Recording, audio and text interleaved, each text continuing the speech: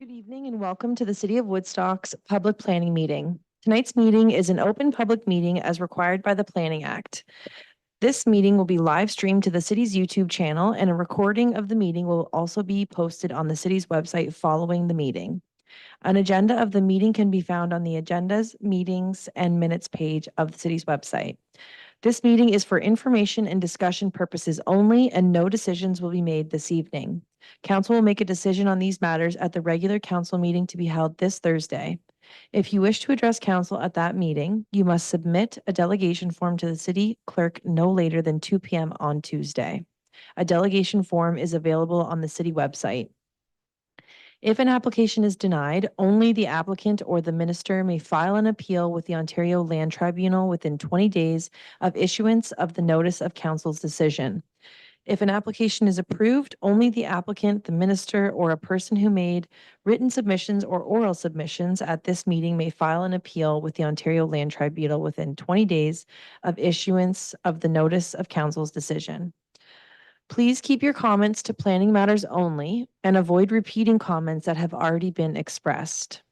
If you have not provided oral or written comments but wish to receive formal notice of council's decision on the matter, please contact the clerk's department. The notice will provide further information on appealing the decision. The planner will be asked to present the planning report for each application. The applicant will then be provided an opportunity to make comments, followed by those wishing to speak in favor of the application, and then followed by those wishing to speak in opposition to the application.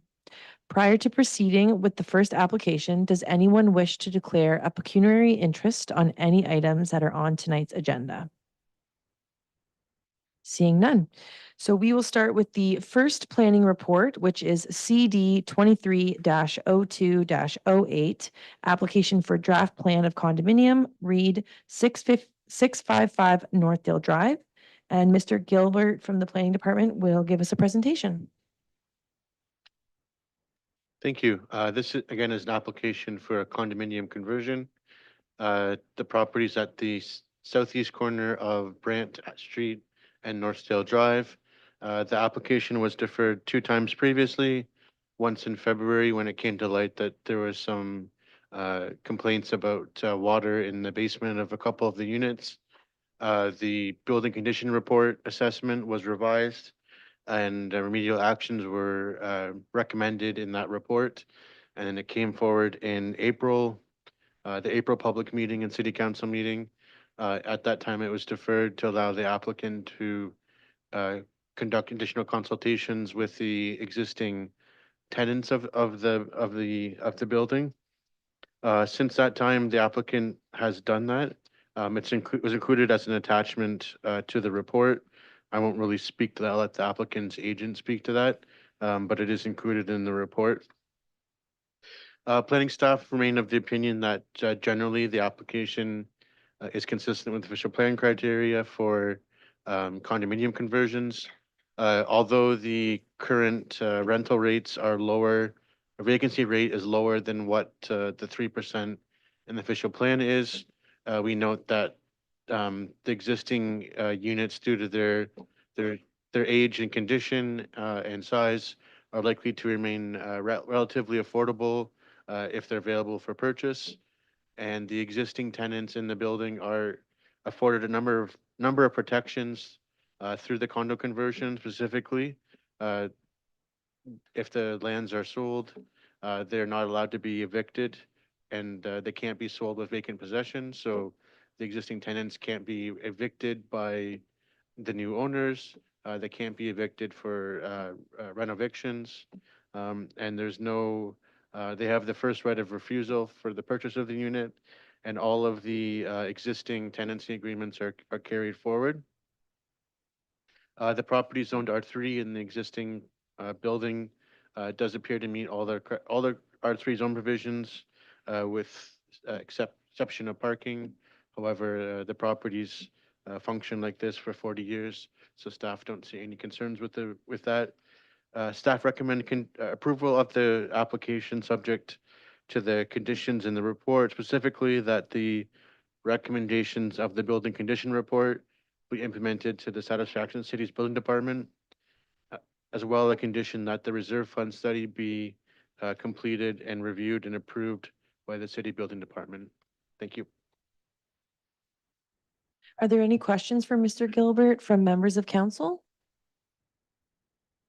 Seeing none, thank you very much. I will now call up the representative or the applicant, and if you can state your name and address.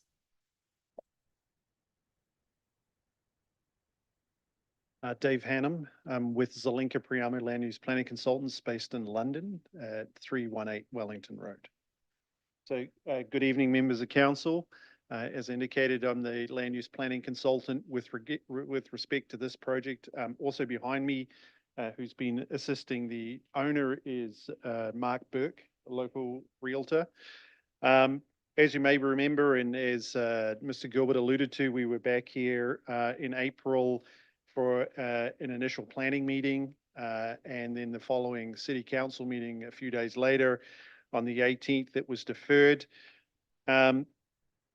I note, and I'll get into that in a minute, but I note that staff are still recommending approval, which is obviously welcome, subject to a number of conditions, which our client is still happy with. In terms of land use planning policy, I concur with Mr. Gilbert that it meets all the relevant tests with respect to the relevant policies and represents good land use planning.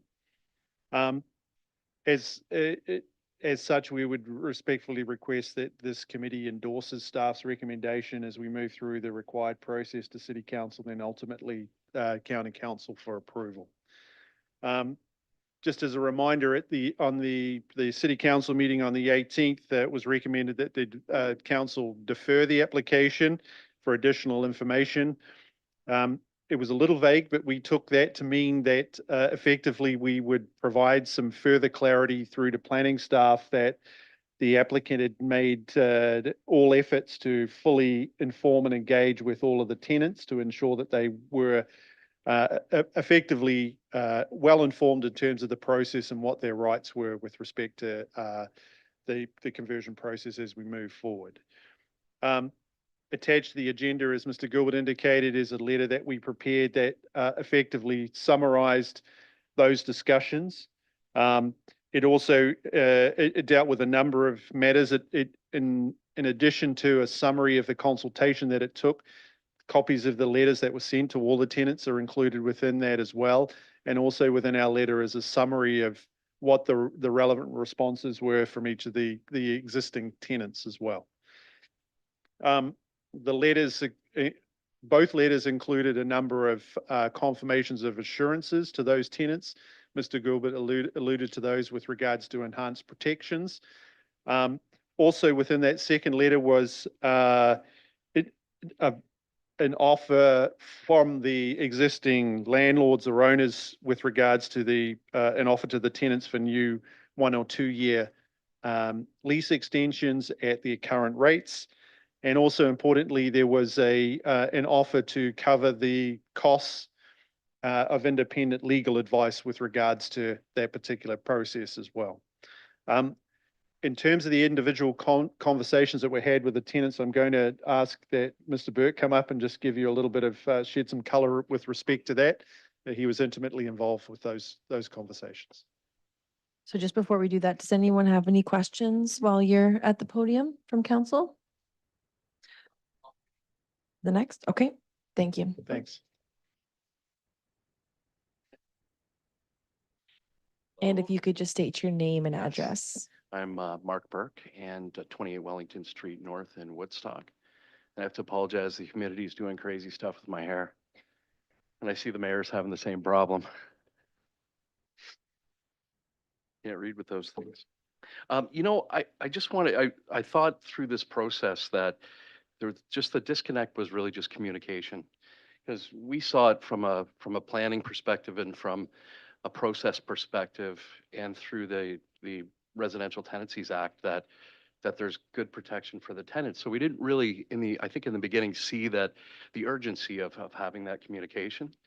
And council, I think, through this process, we've achieved something good here that two things. Number one, through the process, we've identified some issues with the units that have been repaired so that, again, good process puts that into place, puts that into motion.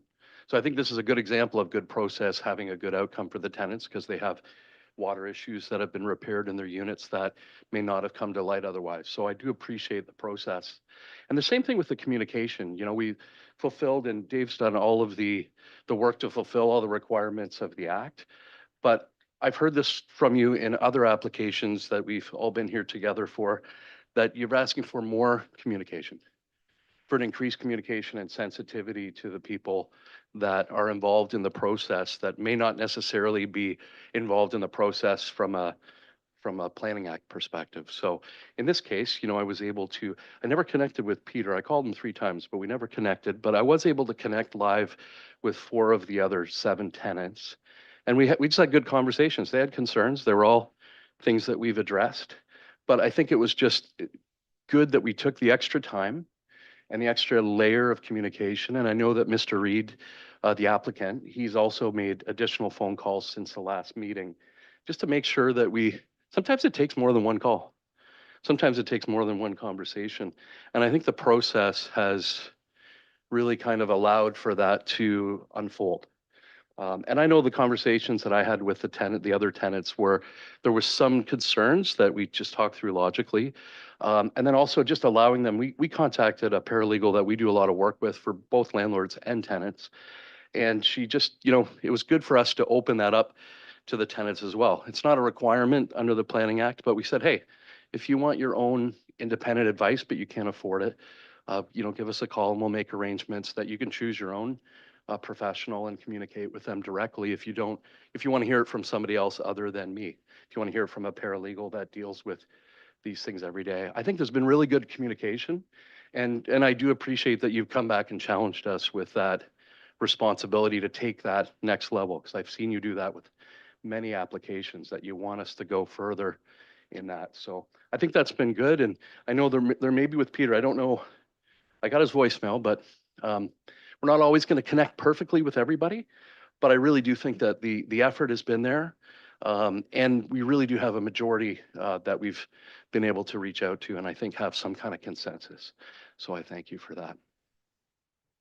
Any questions? Mr. Mayor, go ahead. Thank you. Through you, Chair, to Mr. Burke. Through those conversations, you mentioned you talked to 4 of them, 4 out of the 7. Can you say confidently the 4 are comfortable with this at this point? Because I can say I personally have not got any communication this time around like I did at the beginning. As I was thinking about that too, I think the other thing is that we don't hear back, is we never got back. Like the folks that feel comfortable are not stepping forward and saying, hey, by the way, yeah, we feel comfortable, we're good to go. Mhm. That's why I'm You know, curious, right? so that's kind of an interesting, but we can't compel them to. And they don't see Oh. the urgency in supporting it, because I mean, it's kind of a net neutral for them. So I think that's something that's been kind of missing, is that, you know, we're always going to have some folks that maybe don't understand it completely, or just have some natural anxiety around that. And that's fine, that's fair. But we never hear back from the people that are comfortable. Mhm. But I know I can tell you that I had conversations and they're, well, can we put it in writing? And we're like, absolutely, we'll put it in writing. So we drafted another letter, and also included with that letter, like the option to have a new lease signed under Mhm. the standard Ontario lease at current rents. So rents would not go up for 2 years, which is Yeah. wonderful. And just to reaffirm that, yes, we're putting it in writing for you. Yeah. So I know that was one concern. The other ones were just general questions about all these things. Well, can I, like if it's the unit sold and it's a new owner, can they increase the rent? The answer is no. We get this from every tenant when we sell rental units, because it's just a standard Mhm. kind of question or concern. It's like, no, they can't, the new guy can't increase your rent. Yeah. So they were good. They were good conversations that just required a little bit more information. So if I can continue, Chair, thank you. Did anyone take you up on the offer of I think it was $175 they were offered No. to go out and get their own legal No, advice? nobody took us up on that. Uh. Yeah. I mean, and again, I know when I was speaking with the applicant, Mr. Reed, he's like, okay, I take that as a positive affirmation that like nobody felt an increased urgency or concern that we were offering them free money to go get legal counsel. Mhm. And they didn't see the urgency to do that. So I would take that as a positive affirmation. And were any, if I may, thank you, Chair. Um, I'm going through the notes there the other night and nobody signed a new lease as well? No. They were comfortable with the No, position they were? Yeah, and again, fair Right, enough to currently? them, like under the Residential Tenancies Act, their continuation of their rights is, it's really unchanged. Mhm. The only trade-off with that is they would be committing to staying another year or two, which may or may not be part of their life plan. Depending what they want. Yeah. But in return for not increasing rent, which is 2.5% a year, Yeah, it's not roughly. nothing. So he was making a financial offer in good faith that, so I think he's gone above and beyond. Thank you. Any other questions? Counselor Martin? Thank you through the chair. Just for clarification, 2.5% on some rents is hundreds of dollars a year. So it is actually pretty significant. People Yeah. think 2.5% is a small, Yeah. 2.5% on my rent is $720 for Yeah, the year. wow. So 2.5 sounds big, or that sounds small, but that is noteworthy, Yeah, I it's think, meaningful. for people to, to have considered. Any further questions?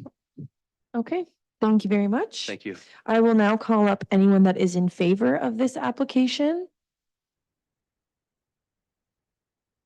Seeing none, I will now call up anyone that is against the application to come up. And if you can just state, we can do one at a time or together, whatever you'd like. But if you can state your name and address, please. My name is Peter McDonald. I'm a tenant at 650 Brand Street. And I came to provide a tenant's perspective on the process of the owners reaching out to the tenants and a few other items. I would have to say that the reaching out to the tenants has been abysmal from the owners. It has not been, it's all been through email. The new set of the offering of the legal advice, I think everybody cringed at that because they don't want to get all tied up in legal opinions and phoning lawyers and telling them about the situation. It gets very complicated. The $250 may or may not cover a consultation. You'd have probably maybe even travel out of town to go. It may not be covered on a telephone. So the fact that nobody took that up indicated that that was not a great suggestion. It wasn't something that the tenants, me in particular, I didn't think it was a good one. Something more positive would be a meeting with the tenants. And that could be something as simple as a Tim Hortons or a little get together on the lawn where the owners actually show up and talk about what their intention is rather than to rely on very competent but hired hands to speak on their behalf. Why don't they come to the meeting or come knock on the door of the tenants and let them know about what it is they have planned? And that just has not occurred.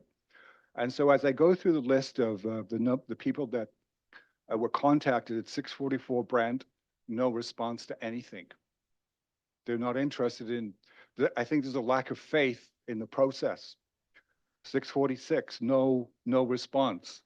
Previous conversation is positive, but it doesn't give doesn't give a name to a person. It doesn't give a sample of what that response might be, like a quote from that person. They were happy with the current situation. Brand 648, Brand Street unit is vacant. That person fled. She left because there's a dispute over the last month's rent.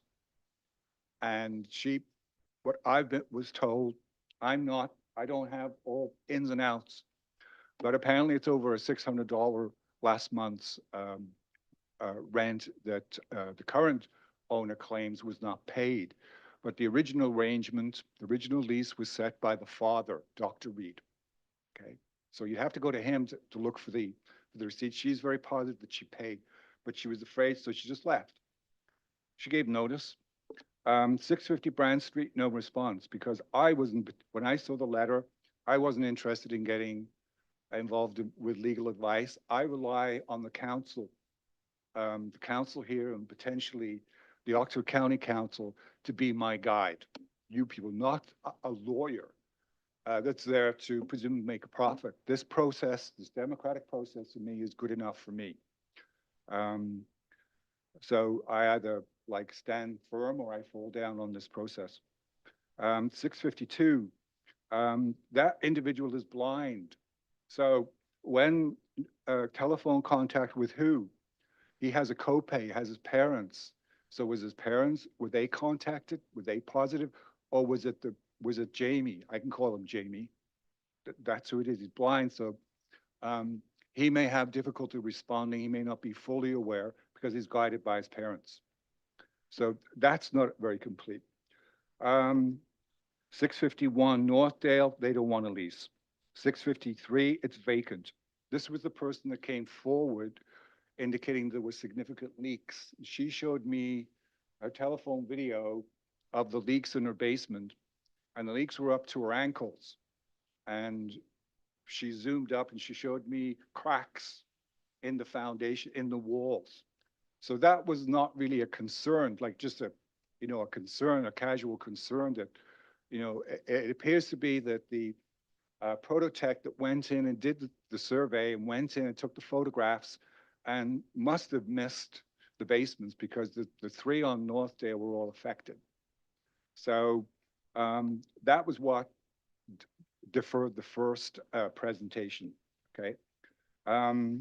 So she left. She asked, actually, she told me, this is what she told me, so unfortunately, she's not here. She asked for a lease because her lease was just discontinued and she was told she couldn't have a lease. So she was afraid. She was afraid that she might be evicted because she didn't really fully understand the process. And I think a lot of this fear of people leaving could have been ameliorated with a simple meeting, never mind email and, putting out your condition point 1, point 2, point 3, point 4, but use a human touch, a business approach, just like a retailer, sells shoes or dresses or cutlery. They come out and they talk to their client. It's not like an Amazon system that people use in retail. And I think that would have made a big difference. I think the fact that people aren't responding because there's a lack of trust. As much as these two fellows have done their best, I don't think it replaces people, the actual owners coming forward and using the personal touch. So I tend to feel that my observation is that their approach has failed. It hasn't gotten the response it was tended to get because people are not trusting email. There's many questions in an email, and sending an email back and getting an email forward and back and forth. That doesn't necessarily solve as the communication issue when people are very anxious about whether their tenancy will be continued or not. Okay, so that's if they use names in the response, it strikes me as sort of very amateuristic. It feels like it's almost like a project, a research project, where people's responses, but no names are given, and no sample of what they had to say would be important. Like Debbie said this, or Peter responded to that. And part of the reason why I didn't respond to Mr. Burke, because I didn't give anybody permission to contact me via email or by telephone. That would have been something I would have responded to him if I'd known that Graham Reed or the Reed family had engaged me by asking, is it okay if we use your name and telephone number to contact consultants because they'd like to talk to you?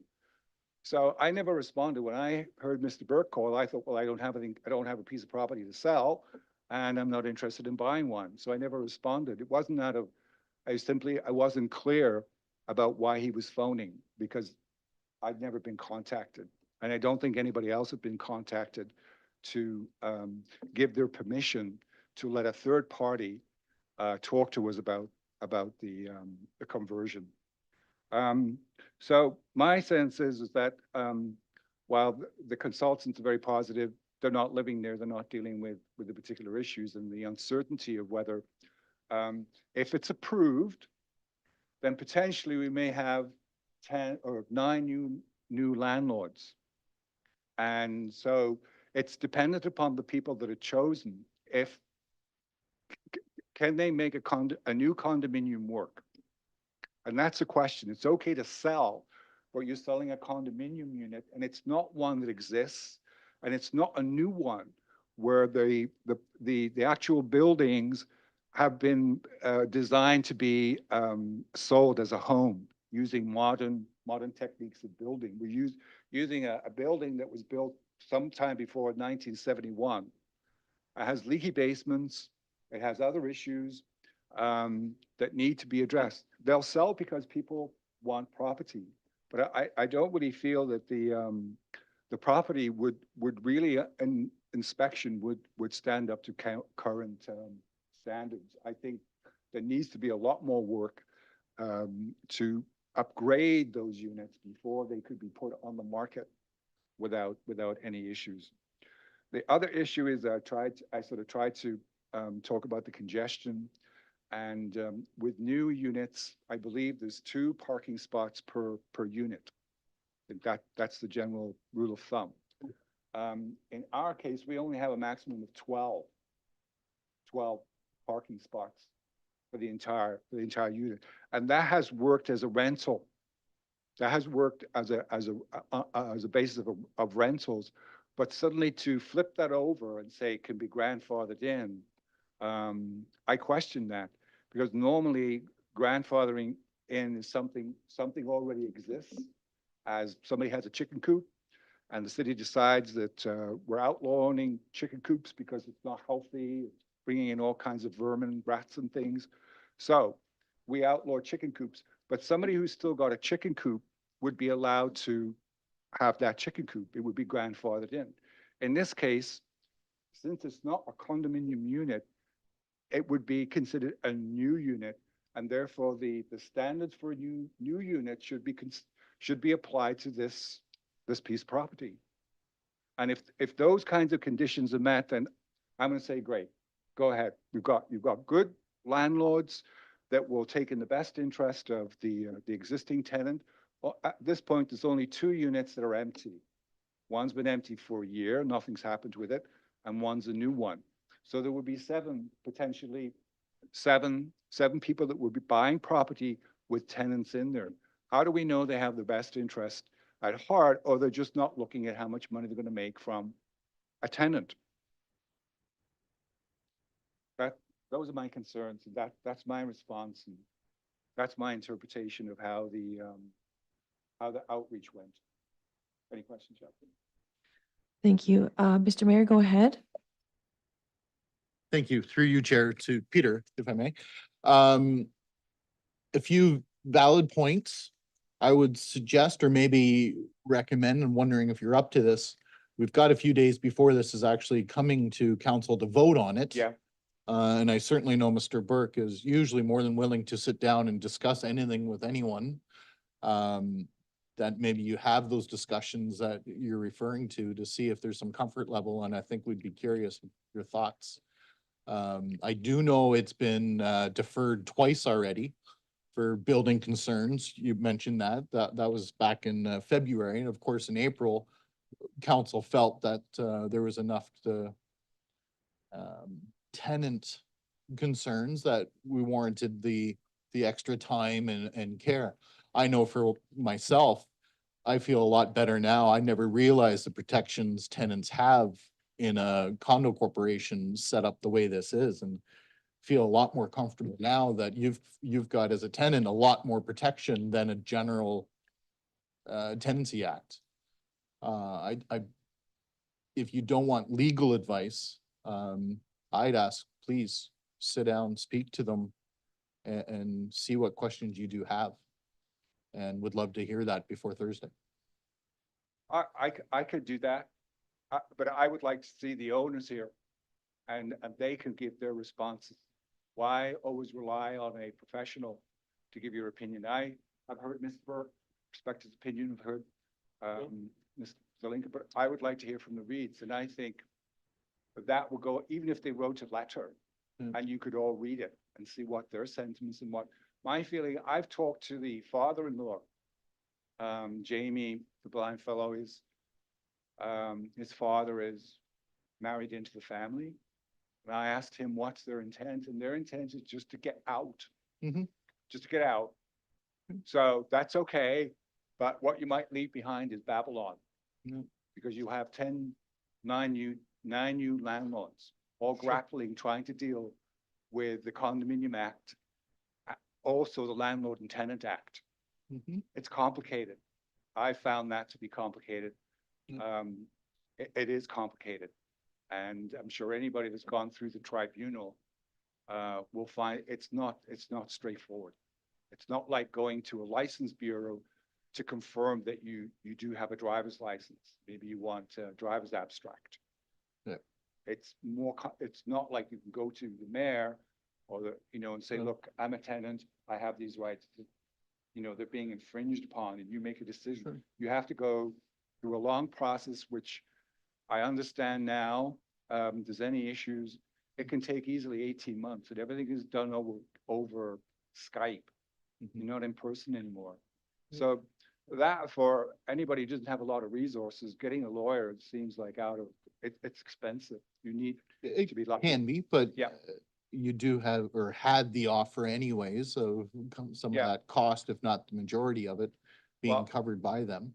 Well, I've So- gone through that process with the Reeds before, through this tribunal process, and I would not want to go through it again. I thought, these are my rights, I'm going to stand up for them, but it's a complicated process. It is.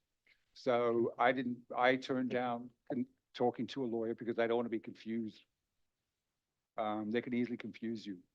So I sooner talk to plain people that have common sense and have the power to say yes or no. Sorry.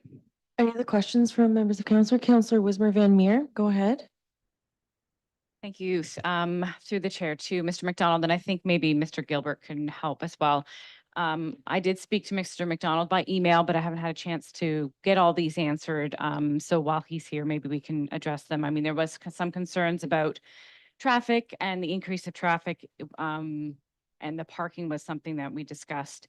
Can you just confirm for us, Mr. Gilbert, with regard to the parking, what the ratio is per unit with it switching over to the condominium? Is there any changes? Is there anything that needs to be addressed in that aspect just to help answer some of these questions?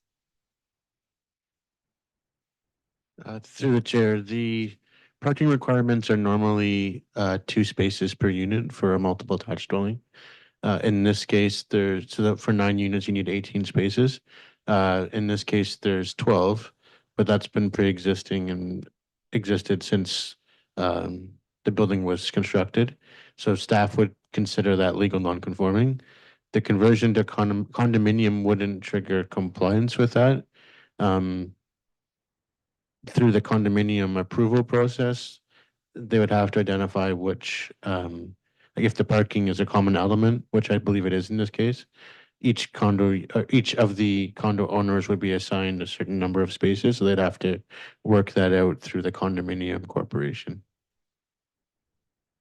If I can just follow up, so I know that Mr. McDonald did mention about if new tenants are moving in, and suddenly there's not enough parking for these units, there's parking on the road and such. So, I think that was one of the things that we had discussed and, just looking at the map and being by this location many times, I don't know where you would add more parking necessarily, but, I guess maybe that is a concern that does have some valid aspects to it because there's no way of us to add parking in there. And if that's going to be, 2-car houses, 2-car families moving in, it's a valid concern, but one that hopefully could be addressed in some shape, way, or form if it needs to be. But if it's grandfathered in, I guess there's not much legally that we have to worry about in that way.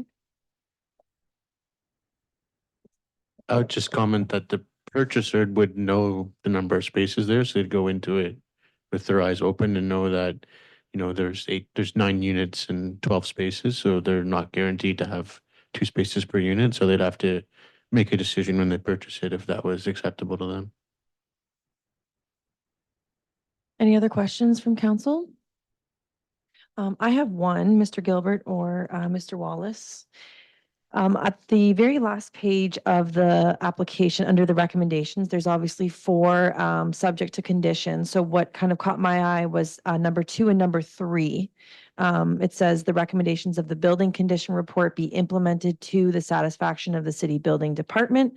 Number 3, that the owner provides a reserve fund study completed to the satisfaction of the city of Woodstock building department. So I suppose my question is that if this is approved on Thursday, there's a bit more actual accountability in terms of the basement and the cracks and the sub pumps and the foundational issues being addressed. Would there not be? So I don't know who wants to take that question. Madam Chair, to answer the question, so yes, tonight or on Thursday night, the condo application would be approved or not approved. If it is approved, then it goes to county council, I believe, to get approved. If it gets approved, the conditions still have to be satisfied. So as you said, condition number 2, the recommendations of the building condition report be implemented to the satisfaction of the city building department. So we're gonna take that engineer's report and we're gonna read it, and whatever recommendations that they have, we will follow up with the owner or the agent to make sure that work is done to our satisfaction. And just if I may continue, would that be an expectation of someone from the building, City of Woodstock Building Department to physically go and see it, or you're really analyzing the report and then taking next steps, should there be any? Madam Chair, as an example, there was a recommendation to install sump pumps. So we would expect a permit to be taken out and we would be doing on-site inspections. Thank you very much. Any other questions? Counselor Martin, go ahead. Thank you, through the chair. You have indicated that you would prefer to speak with the owners, and that is a preference. Am I understanding that correctly? Yes, at least that they could show up at a meeting. This is our 4th meeting now. And I've come. Some of the other tenants are tired of the process because it's a lengthy process. It's not easy standing up here on the podium.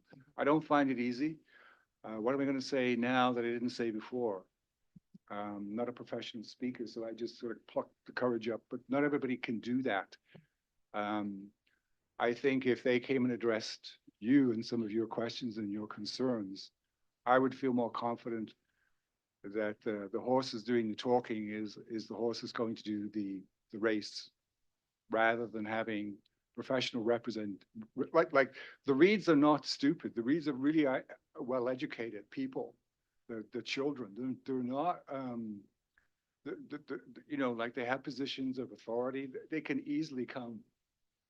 You know, I mean, if it's that important, if the conversion is that important, then you may have a busy life, but you come and you speak to the council and to the councillors, and, you know, the tenants can listen and be convinced that, you know, their thoughts are sincere, but they don't. And so therefore I feel a little cynical, skeptical, despite the good words of the consultants of what the true intent is. Why not just come forward and say, this is what we want to do? Simple. You come here, you know, you don't have a rep, you don't have a proxy, you come, they come, everybody else comes, why not they?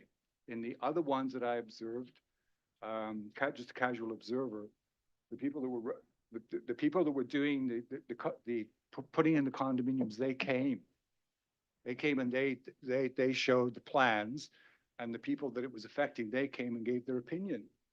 So you knew who you were talking to. With the Reeds, you don't. And many of the tenants have never met the Reeds.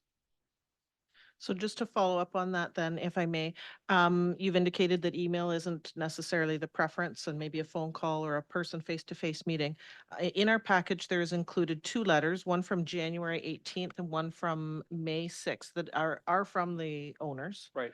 And it is signed with a phone number and email. Did you ever reach out to that phone number to express your concerns or to set up a face-to-face meeting? Or No, do you feel it's because their of my responsibility? experience with him, I find he's easily confused. And sometimes the conversations have escalated into not very pleasant experiences. With the owners? Yes. But It's the owners you want to deal with. Not the original, the mother and the father, the Mr. and Mrs. Reeds that I got lived with. It's the children. And I find them sometimes rude. So you want to deal with the owners, don't want to deal with the agents, but you find the owners rude, but the agents are not rude. And I so I'm having don't think- trouble understanding how we can resolve this for you. I don't think, well, it's not just my issue. I think that's what I've tried to point out. It's just not my issue. But the fact that nobody reached out to them, they sent the letters, but they were invited to contact them and they didn't. Like, I went through their report and nobody from the one or two, I think, got in contact by phone. Because the email process doesn't work. I've sent emails requesting a lock be fixed on the back door. And I spoke to one of the owners who does the grounds work. I explained what needed to be done. So I thought I'd follow it up with an email to the other owner. And all I got back was that we're very confused about what it is you want. Like all I need is the lock fixed on the back door. So sometimes it's a personality clash. Sometimes you just don't get along very well. So I've tried the process of emailing, and in the past, I've tried the process of talking to them. So that may be just, a personality conflict with me, but other people too have left. I just think that they should come to the meeting at least once. I mean, there's another one, and that's going to be a decider. When it takes all, you either say yes or no. And I think if they came and represented themselves as the owners, that would go a long way to convincing me that they're sincere. Okay, so thank you, Mr. McDonald, not to cut you short, but we Yep. do have other applications. Is there any more questions for Mr. McDonald? Seeing none, thank you very much. And would anyone else like to step forward against the applicant, to speak in against the application? Sure, absolutely. And just respectfully, gentle reminder that we don't want to repeat ourselves. Just obviously express how you feel about the application opposition, but we do have other applications on the docket tonight, so thank you. And your name and address, please. My name is Heather Green. I live on 713. Oh, yeah, I guess. Sorry. My name is Heather Green. I live at 713 Lancaster Street, Woodstock. So right around from Brant Street. I happen to be a friend of Peter McDonald's. I've watched this process from the beginning. And I've been around when people have been taken to the tribunal and people have moved out because they've been scared. And a lot of the tenants are scared. They are scared because they don't know whether they're going to have a home after it, whether it goes into condo or whether a separate owner buys them off the REIT. They're not very easy people to get along with. I've been there, done that, have a t-shirt, been by their sides, okay? So my concern is I want to make sure that they all have homes to live in. We have enough homeless people in Woodstock, okay? Count is 240 homeless people. I'm on a team for the outreach, so that's how I know the numbers, okay? And there are no affordable housing in Woodstock, okay? I know you're trying, but it's so far no success, right? It's clear across the board. I want to make sure that these people, these 9 tenants, have homes to live in, and when the rent, like you said, about going up 3%, yes, that could be a lot. If you're paying $700 or $800, it could go to $1,200. Some of these people can't afford that. They're on very fixed incomes.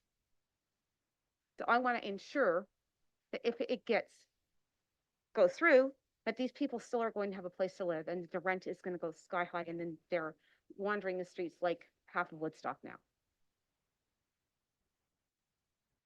Okay. Thank you very much. Was there any questions from members of council? Seeing none, thank you very much. Again, respectfully, just trying to keep everyone's time at top of mind, so. Okay, so we are now going to move on to the next application. So that is CD 24-02-8, application for draft plan of condominium and exemption from draft plan approval, 1000641111 Ontario Inc. 820-852 Alice Street. And go ahead there, Mr. Gilbert. Thank you. This is an amendment. It's an application for exemption from draft plan of condominium approval. It really relates to a land swap that occurred at this property. It's on the south side of Alice Street between Maud and B Street in Woodstock. The condominium consists of 17 townhouse units that were granted condominium approval back in 2013. Since that time, the applicant did a land swap with the city of Woodstock. The area in blue on plate 2 was added to the condominium property, and the area in green was added to the city park.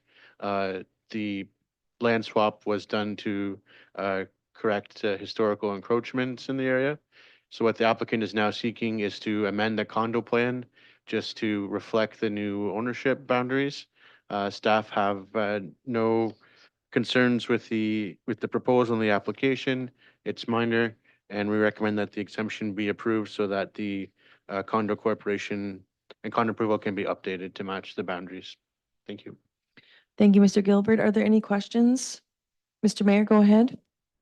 Thank you. Through you, Chair, to Mr. Gilbert. So just to be clear, because when I was reading this, I was trying to figure out the purpose. It's just really the footprint is changing as far as a condo corporation. Really no agreements, nothing else except for this land swap that you just mentioned. To the chair, that's correct. So the legal property boundaries doesn't follow the condominium corporation. So Right. they have to recreate the condominium with this additional sliver in and the piece of land out. Out. Yeah, good. Thank you. Any further questions? Thank you very much. I will now call on the applicant or the representative here on behalf of the application. Not present. Okay. No. All right. So we will just move on to the next planning application. Mr. Gilbert, you can stand back up. So the next one is ZN 8-24-08, application for zone change, Woodstock Business Center, Inc., 200 Montclair Drive. Go ahead. This is an application for zone change affecting property at the northwest corner of Juliana Drive and Montclair Drive. The application or the subject lands has a commercial plaza currently under construction. And the purpose of the application is to include a veterinary clinic as additional permitted use within the plaza. The lands are designated regional commercial node in the official plan, and they're zoned special regional commercial zone. Staff are of the opinion that the regional commercial designation does allow for a number of similar uses like a medical clinic, pharmacy, retail stores, a lot of uses that would be very similar to veterinary clinic. Staff are of the opinion that the proposal is supportable. The applicant will provide all the required parking, and the use will be compatible with the other uses in the regional commercial node. As such, staff recommend approval of the application. Thank you, Mr. Gilbert. Any questions from members of council? Seeing none, I'll now call on the applicant or the representative on behalf of the application to come forward. You can step up. Yep.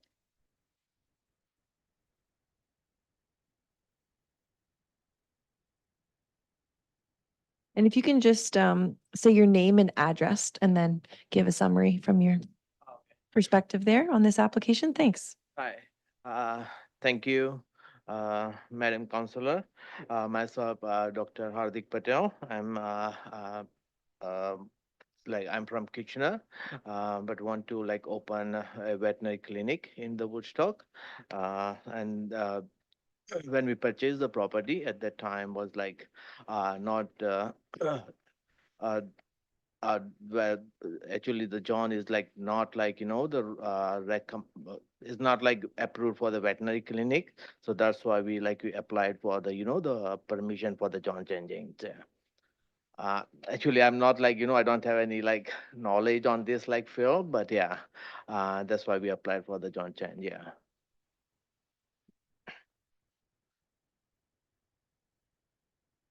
Is it the same address on the planning application, or can you share your address in Kitchener just for the notes? Yes, 913 Valencia Court, Kitchener. So that's like my home address. Yep, actually. can you spell that? 913 Valencia Court, Valencia Court, Kitchener, Ontario. Thank you very much. Are there any questions from members of council? Mr. Mayor, go ahead. Thank you, Chair. Through to you, Dr. Patel. Yeah. There's definitely a need here in the city for veterinaries, and I'm kind of excited for another vet office, but I'm curious, just because you're here, Yeah. is there going to be multiple veterinaries working out of this one building, just yourself? I'm just curious. No, initially myself, yeah. And will you Myself, have yeah. multiple rooms? Is it a big area you're looking at using for your vet office? No, that's like a smaller one, yeah. Is it? Okay, Yeah, I was just yeah. curious. Thank No, you, Thank you. thank you. Welcome. Perfect. So I will now call on anyone in favor of the application. Seeing none, I'll now call on anyone that would be against the application. Also seeing none, so we'll move on to the next planning application. So the next one would be B 24-28-8 and A 24-08-8. Application for consent and minor variance, Oxford Builders, Inc., 245th Avenue. Go ahead, Mr. Gilbert. This is a severance application and minor variance to create a new residential infill lot in the city of Woodstock. The property is on the south side of Fifth Ave, and the proposal is to split the existing lot into two for a single attached dwelling to be constructed both on the lot to be severed and the lot to be retained. The property is zoned R1, which would generally require a 12-meter lot frontage. A minor variance has been submitted with the consent application to allow for a 10-meter frontage. The proposed lots will meet the other lot provisions, including lot area.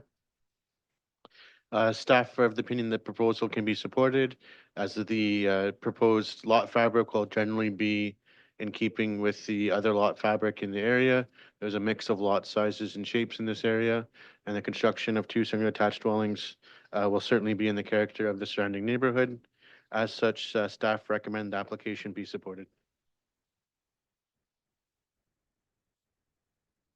Thank you, Mr. Gilbert. Any questions from members of council? Mr. Mayor, go ahead. Thank you, Chair. The site itself, is this, and maybe I could have held off for the applicant, but is there any buildings there currently? Or is this the vacant space there on Fifth? So I apologize, I didn't get to drive by there today. I believe the building's been removed, so it's vacant. Believe so as well. Okay, thank you. Any further questions for the planner? Seeing none, thank you very much. And I'll now call on the applicant or representative. And if you could just state your name and address, please. George Geerlinks, Oxford Builders, 504-875 Old Stage Road, Woodstock. I really don't have a whole lot to say. It's pretty self-explained. There was a house on it that we tore down quite a while ago, and there's already a house built on the one lot. Any questions from council for the applicant? Seeing none. Thank you very much. Thank you. I will now call on anyone that is in favor of the application to come forward. And anyone against the application to come forward? Okay, thank you. We're going to move on to the next one.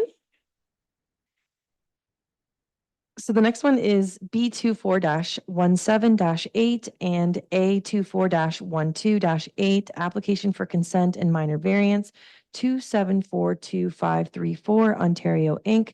for 62 Griffin Way. Go ahead, Mr. Gilbert. This is a severance application to create a new vacant service commercial lot. The property is on the southeast corner of Griffin Way and Devonshire Avenue. The lands are designated for service commercial purposes and are zoned C434, which is a special service commercial zone. The lot to be severed is currently vacant and is proposed to be developed for service commercial uses. And the lot to be retained contains an existing automotive service use. There is a minor variance that's also been sought through the application for the lot depth on, to reduce it from 75 to 74.8 meters. Staff have no concerns with the application. Both the lots will still remain sufficiently large to accommodate the planned service commercial uses. And the development of the lot to be severed will be through site plan approval process where all concerns will be addressed to the satisfaction of the city and county. As such, staff recommend the application be supported. Thank you, Mr. Gilbert. Any questions from members of council? Seeing none, I will now ask the applicant or the representative to step forward. And if you could just state your name and address, please. Derek Boy, Booy, 398 Schaefer Side Road, Delhi. I just want to thank the committee for hearing the application and for the staff for recommending approval of the application. I don't really have much to add other than the fact that we, if approved, there are a list of conditions and I've read through those and we have absolutely no problem with any of the conditions at all. Thank you. Any questions? Mr. Mayor, go ahead. Thank you, through you, Chair, to Derek. Thanks for being here tonight. Just a question, maybe I should have asked this of Derek, of course, but in the photos and everything that's in there, it shows a road kind of plan. Is there any intentions of a road there, or are you just gonna have the one Griffin Way? Yeah, so the At this road, point. the road that you see there behind to be severed is not actually our land. Right. And as far as I know, the city is not planning to put a road there. There's just going to be services on that spot. So, Hmm. or there might be access to the land that you can just barely see in the yellow square. Yeah, Yeah, so I I, figured that. I believe that's what's planning, but we don't own that road and not planning on doing anything with that. so as far as so- you're concerned, just access on Griffin Way. That's right. Yeah. Yeah. Okay, thank you. Any further questions? Thank you for your time. I'll now ask anyone that would be in favor of the application to step forward. And I'll now ask for anyone that is against the application to step forward. Seeing none, we'll move on to the next and final application. So the next one is OP 23-10-8 and ZN 8-23-16. Applications for official plan amendment and zone change, Tiffany Development Corporation, 335 Juliana Drive. Go ahead, Mr. Gilbert. These are applications to amend some existing approvals that are in place. The property was originally approved in 2006 for a 12-story apartment building. And then approvals were granted in 2022, which permitted a 12-story building with 142 dwelling units. The proposal today seeks to increase the height to 13 stories. The additional story is proposed to be consist of amenity areas for the existing tenants. So there's no increase in the 13th floor, but the number of units would be to a maximum of 213 dwelling units within within the existing building footprint or the approved building footprint. The required parking that's being provided will be minimal surface parking, but there'll be two levels of underground parking. The proposed parking parking relief is from 1.5 spaces per unit to 1.4 spaces. So this is minor when compared to some of the other parking relief that's been granted for apartment buildings throughout the city. Staff don't have a concern with the proposed parking.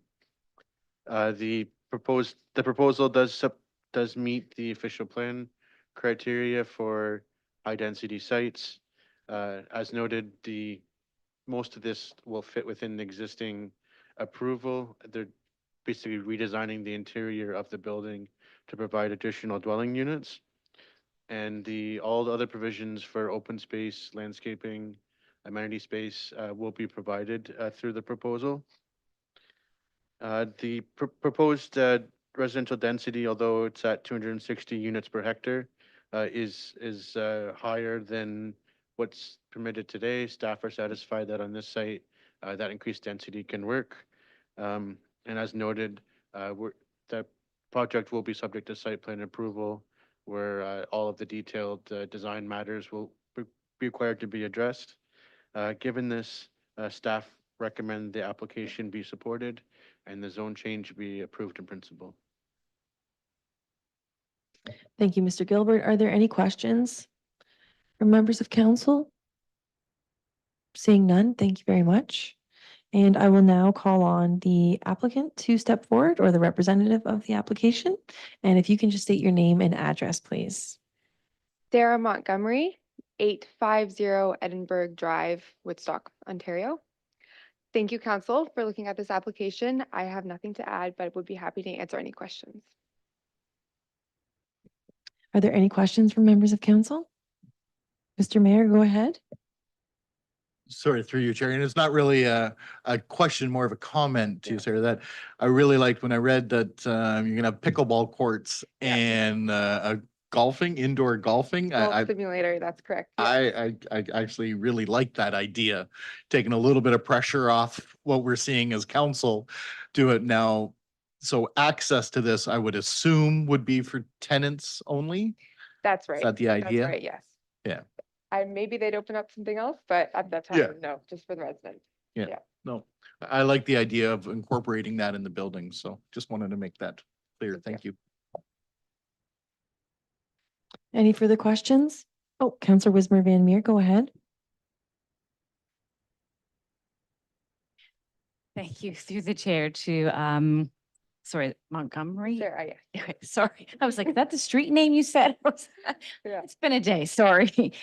So, and sorry if I missed it in the report, perhaps I did read through them over the weekend and I'm not sure if I caught it. Are these units, is this dwelling, geared for seniors or, like not as much family related? Is there a, Great question. At this time, we're not 100% sure. Okay. We're trying to see what the market demands for.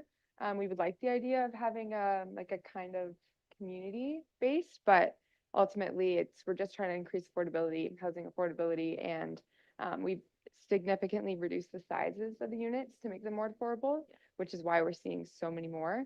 But yeah, at this time, there's no specific demographic. yeah, it's just the senior aspect of like apartment living is such a need in our community, and Right. the amenities you're adding seems to really speak to Yeah, we've some thought about that. We demographics, have I thought think, about so. that, yeah. I was just curious if that was Yeah. part of it, but good to know. Thank you. Any further questions? Seeing none, thank you very much. Thank you. And I will now call on anyone that is in favor of the application. And I'll now call on anyone against the application. Fair enough. Okay, so that concludes tonight's meeting. A decision on these items will be made at the council meeting on Thursday, and I will now ask for a motion to adjourn. Councillor Lauder, seconded by Councillor Wismer Van Meer. We are adjourned. Thank you.